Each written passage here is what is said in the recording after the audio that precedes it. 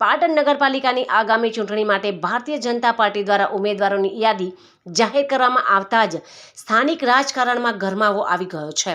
વર્ષોથી ભાજપની વિચારધારા સાથે વરેલા પાયાના કાર્યકર અને ચોક્કસ સમાજની બાદબાકી થતાં ઠેર ઠેર નારાજગીના સૂર ઉઠ્યા છે. ખાસ કરીને પાટણ શહેરના વોર્ડ નંબર 3માં દેવીપૂજક સમાજને એક પણ ટિકિટ ન ફાળવવામાં આવતા સમાજના લોકોમાં ભારે રોષ જોવા મળી રહ્યો છે. દેવીપૂજક સમાજ છેલ્લા ઘણા સમયથી ભાજપ સાથે જોડાયેલો હોવા છતાં ટિકિટ ફાળવણીમાં તેમની સંપૂર્ણ અવગણના કરવામાં આવી હોવાનો આક્ષેપ ઉઠ્યો છે.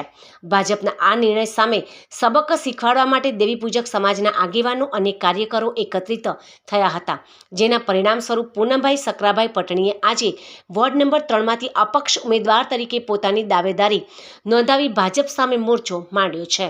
પૂનમભાઈની અપક્ષ ઉમેદવારીથી વોર્ડ નંબર 3માં ભાજપના મતોનું ધોવાણ થવાની પૂરેપૂરી શક્યતા સેવાઈ રહી છે.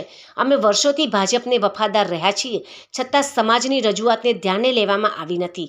આ અન્યાય સામે હવે જનતાના દરબારમાં જઈશું. હવે જોવાનું એ રહે છે કે પરંપરાગત વોટ બેંક ગણાતા દેવીપૂજક સમાજની આ નારાજગી આગામી ચૂંટણીમાં ભાજપ માટે કેટલી ખતરારૂપ સાબિત થાય છે અને અપક્ષ ઉમેદવાર પૂનમભાઈ પટણી કેવા આશ્ચર્યજનક પરિણામો સર્જે છે.